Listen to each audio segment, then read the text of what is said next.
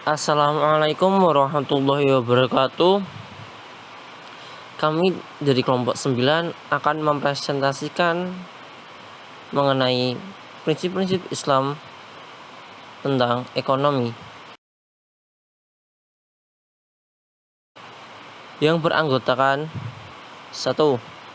Ahmad Syafi'i, NIM B200 190 131. Kedua, Dia Auliananda Risa, B290 141. Jihan Fadilah Dewantari, B200 190 158. Dan yang terakhir, Naila Fauziah, B200 190 168. Yang pertama, Islam agama sempurna. Islam agama sempurna yaitu secara eksplisit Al-Quran menegaskan bahwa Islam adalah agama yang telah disempurnakan dan telah diridhoi Allah Subhanahu wa taala. Sebagaimana tertera dalam firman Allah Subhanahu wa taala dalam Quran surat Al-Imran ayat 19, yaitu agama yang dapat menjadi tuntunan bagi kesejahteraan umat manusia di dunia dan di hari akhir kelak.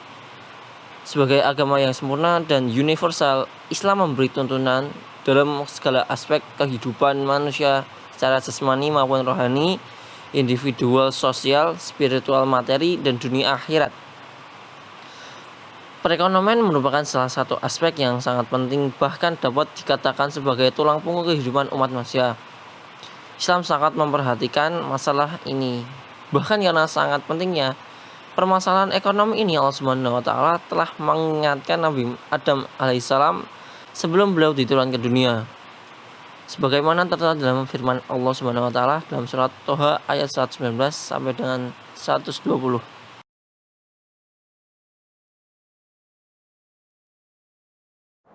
Selanjutnya, landasan ekonomi Islam.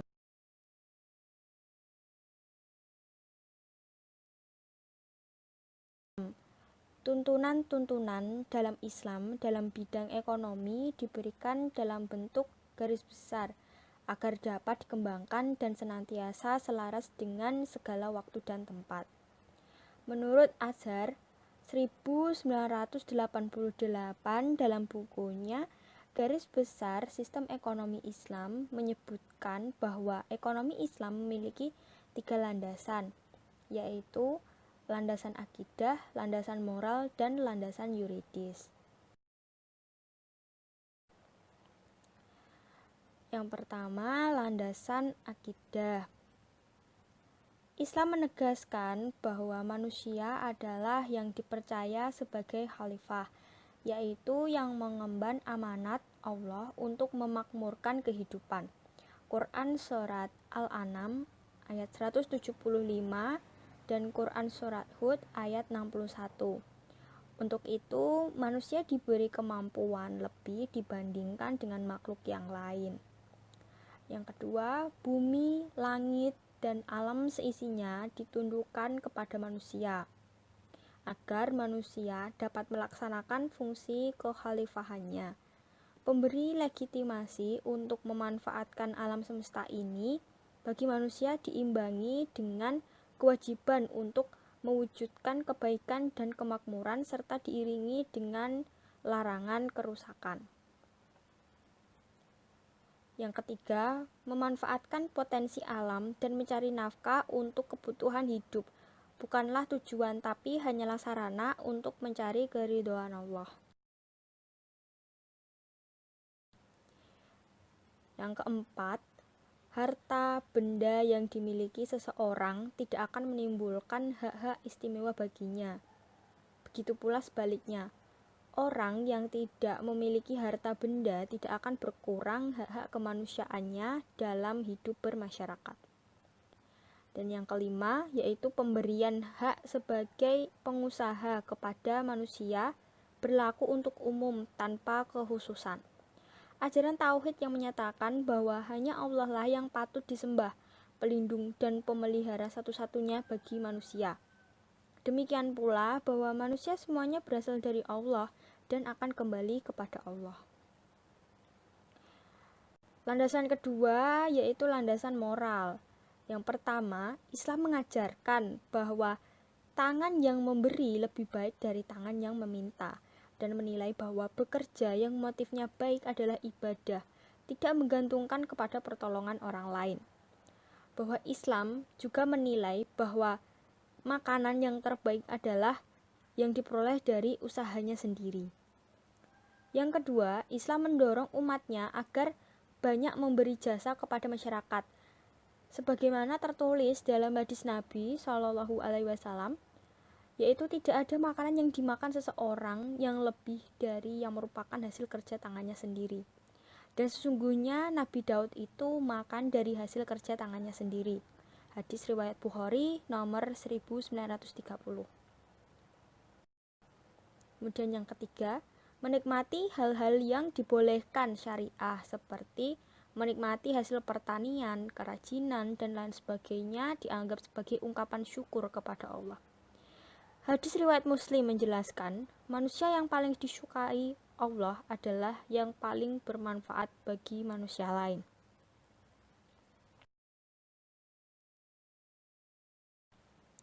Kemudian landasan yang ketiga adalah landasan yuridis. Landasan yuridis ekonomi Islam sama dengan landasan ajaran Islam pada umumnya, yaitu Al-Quran, Al-Hadis, dan Ijtihad. Al-Quran memberikan pedoman-pedoman dalam garis besar, Al-Hadis menjelaskan perinciannya, sedangkan hal-hal yang tidak dengan jelas diatur oleh Al-Quran dan Al-Hadis. Maka ketentuannya dengan ra'yu atau ijtihad. Hal ini memungkinkan umat untuk mengembangkan penerapan ekonomi sesuai dengan perkembangan zaman dan tetap berpedoman kepada Al-Quran dan Al-Hadis. Selanjutnya, prinsip-prinsip ekonomi Islam.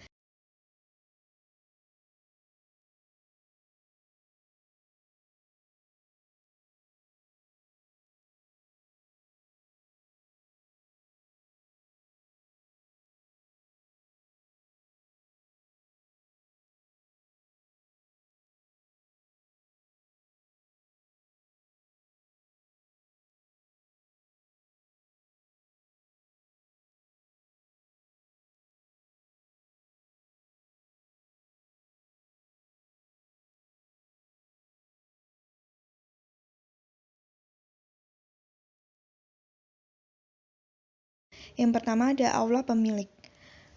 Prinsip bahwa Allah adalah pemilik mutlak atas segala-galanya, yaitu hak manusia atas harta kekayaan dan sumber daya alam terbatas pada pengurusan dan pemanfaatannya saja, sesuai dengan kehendak dan ketentuan Allah sang pemilik dan pencipta. Selain itu, lama kepemilikan manusia atas suatu barang hanyalah sebatas usia di dunia ini. Kalau ia meninggal dunia, maka harta benda tersebut harus segera dialihkan kepada ahli waris menurut ketentuan yang telah ditetapkan Allah.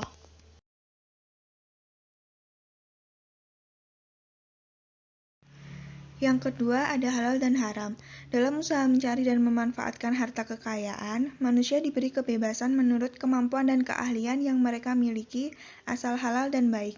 Al-Quran dan Al-Hadis tidak merinci pekerjaan-pekerjaan yang harus dikerjakan manusia, melainkan hanya menyebutkan usaha-usaha yang dilarang, seperti merampas harta benda orang lain, mencuri, menipu, melakukan penggelapan, menyuap dan disuap, judi, curang, dan gosip, atau memanfaatkan hak milik orang lain tanpa izin. Yang ketiga ada larangan menumpuk harta. Islam tidak menginginkan adanya penumpukan harta tanpa difungsikan sebagaimana mestinya, karena hal ini dapat merusak perekonomian. Dalam Quran Surat At-Taubah ayat 34, Allah akan memberi ancaman dengan siksaan yang pedih bagi orang-orang yang menyimpan harta tanpa mau menafkahkannya. Islam juga mengajarkan bahwa menimbun atau menyimpan harta dengan maksud menaikkan harga merupakan suatu perbuatan yang salah. Rasulullah juga pernah mengajarkan bahwa orang yang mempunyai tanah tanpa dimanfaatkan tapi hanya dipagari saja, maka orang tersebut akan kehilangan hak atas tanah tersebut bila telah sampai 3 tahun.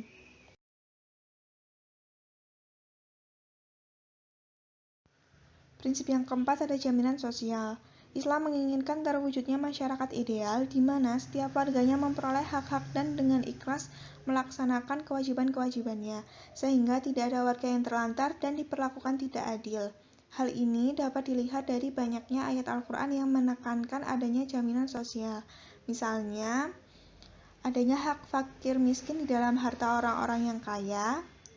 Kemudian keacuhan terhadap fakir miskin adalah penyebab dijebloskannya manusia ke dalam neraka. Kemudian orang-orang yang tidak memerdulikan nasib buruh yang menjadi tanggung jawabnya, mereka dianggap mengingkari nikmat Allah.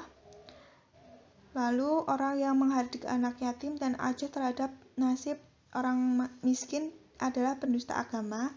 Dan yang terakhir, bahwa Allah tidak menjamin untuk melindungi keselamatan suatu masyarakat apabila dalam masyarakat tersebut terdapat orang terlantar yang tidak mendapat perhatian dari anggota masyarakat tersebut. Selanjutnya, prinsip ekonomi Islam yang kelima yaitu zakat. Zakat merupakan salah satu rukun Islam yang disebutkan beriringan dengan kata sholat sebanyak 82 kali di dalam Al-Quran. Hal ini menunjukkan pentingnya zakat dan sholat dalam Islam. Di dalam sholat, manusia dapat berkomunikasi dengan sang Khaliknya, sedangkan dalam zakat, manusia dapat berkomunikasi dengan sesama manusia. Fungsi zakat ada 3. Yang pertama, dalam kehidupan bermasyarakat. Yang kedua, bagi pembayar zakat. Yang ketiga, secara utama. Fungsi zakat yang pertama yaitu fungsi zakat dalam kehidupan bermasyarakat. Dalam kehidupan bermasyarakat, zakat mempunyai arti yang sangat penting. Karena zakat berfungsi untuk a. meningkatkan kesejahteraan fakir miskin serta membantu mereka keluar dari kesulitan hidup dan penderitaan. 2. Memperkokoh ukhuwah Islamiyah. Ketiga, menghilangkan kecemburuan sosial atau rasa iri dan dengki di hati orang miskin. 4. Menjembatani jurang pemisah antara orang kaya dan orang miskin. 5. Menolong ibnu sabil atau orang-orang yang kehabisan bekal dalam perjalanan dan orang yang sedang dililit hutang serta para mustahik lainnya. 6. Sebagai sarana pemerataan pendapatan. Fungsi zakat yang kedua yaitu bagi pembayar zakat. A. Menghilangkan sifat kikir dan kerakusan terhadap materi. B. Menumbuhkan rasa tanggung jawab sosial. C. Mendidik berdisiplin untuk menunaikan kewajiban beragama. D. Sebagai perwujudan rasa syukur atas nikmat yang dianugerahkan oleh Allah. Terakhir, fungsi zakat yang ketiga yaitu fungsi zakat secara umum atau secara utama. Zakat berfungsi untuk membersihkan dan mensucikan harta benda, sedangkan ancaman bagi orang yang tidak mau membayar zakat sangatlah keras, karena harta benda yang tidak dizakatkan nantinya akan dipanaskan, setelah itu akan dikalungkan ke leher mereka. Prinsip ekonomi Islam yang keenam yaitu larangan riba. Al-Quran dan As-Sunnah dengan tegas melarang praktek riba. Riba secara harfiah berarti kelebihan atau tambahan terhadap pokok yang dipinjamkan. Tambahan tersebut, walaupun menurut pemikiran sempit manusia dapat menambah jumlah uangnya, tetapi menurut Allah riba itu tidak dapat menambah apa-apa. Selain itu, harta yang didapat dari riba tidak akan diberkahi oleh Allah. Di samping itu, Al-Quran juga menyebutkan bahwa orang yang memakan riba jiwanya tidak tentram, berperilaku seperti orang kerasukan setan, karena sifat kemanusiaan mereka berkurang dan dipenuhi oleh nafsu untuk mendapatkan keuntungan. Orang-orang yang seperti inilah yang akan diperangi oleh Allah dan Rasul-Nya. Selanjutnya, prinsip ekonomi Islam yang ketujuh yaitu prinsip keseimbangan. Prinsip keseimbangan harus mendasari perilaku ekonomi seorang muslim, menekankan umatnya untuk hidup hemat dan menjauhi pemborosan, serta meninggalkan perkataan yang tidak bermanfaat. Beberapa ayat Al-Quran menegaskan betapa pentingnya memelihara keseimbangan, baik keseimbangan antara kepentingan dunia akhirat, kepentingan pribadi masyarakat, maupun keseimbangan antara hak dan kewajiban. Prinsip ekonomi Islam yang ke-8 yaitu prinsip pemerataan. Al-Quran banyak memberikan pedoman agar terwujud pemerataan dalam masyarakat. Pemerataan yang dimaksud dalam Al-Quran berbeda jauh dengan pemerataan dalam perspektif kaum komunis dan Marxis. Islam mengakui hasil kerja seseorang. Setiap orang, baik laki-laki maupun perempuan, akan mendapatkan bagian sesuai usahanya. Islam menganggap adanya kelebihan seorang dari yang lainnya, baik fisik maupun mental, keaulitan maupun yang lain sebagai sunatullah dan merupakan ujian bagi manusia. Oleh sebab itu, untuk mewujudkan masyarakat yang berkeadilan sosial, Al-Quran memberikan pedoman. Yang pertama, kekayaan jangan hanya dinikmati dan beredar di kalangan orang kaya. Kedua, manfaat sumber daya alam harus dinikmati oleh semua makhluk. Ketiga, anjuran agar gemar memberikan jasa kepada masyarakat. Keempat, dalam berbuat baik kepada masyarakat, jangan sampai karena ingin dipuji dan jangan pula diiringi dengan perbuatan yang menyakitkan hati si penerima. Prinsip ekonomi Islam yang terakhir yaitu peran pemerintah dalam mewujudkan sosial. Dalam Quran Surat Al-Hadid ayat 25 ditegaskan bahwa dalam kehidupan bernegara secara garis besar ada 4 hal yang harus ditegakkan. Pertama, Alkitab, yang menjadi pedoman dalam kehidupan bernegara untuk mencapai kebahagiaan dunia akhirat. Kedua, neraca. Negara berkewajiban atas terlaksananya kehidupan yang berdasarkan keseimbangan, di mana yang kaya membantu yang miskin, yang kuat membantu yang lemah, dan sebaliknya, yang miskin tidak merongrong yang kaya, sehingga terciptalah keharmonisan dalam kehidupan bermasyarakat yang pada akhirnya dapat memperkuat kedudukan negara. Yang ketiga yaitu keadilan. Di sini negara berkewajiban untuk mengupayakan terwujudnya keadilan, yaitu kondisi di mana setiap warga negara memperoleh hak-haknya, dan sebaliknya, setiap warga negara harus melaksanakan kewajiban-kewajibannya. Yang keempat, besi, yang merupakan lambang kekuatan dapat digunakan oleh penyelenggara negara atau pemerintah untuk dapat menjamin berjalannya prinsip Al-Quran, yaitu keadilan dan keseimbangan dalam masyarakat. Dengan demikian, demi terwujudnya kehidupan bermasyarakat sesuai dengan yang diinginkan Islam, pemerintah diperkenankan untuk campur tangan di dalamnya. Sekian presentasi dari kelompok kami. Bila ada salah kata kami mohon maaf. Wassalamualaikum warahmatullahi wabarakatuh.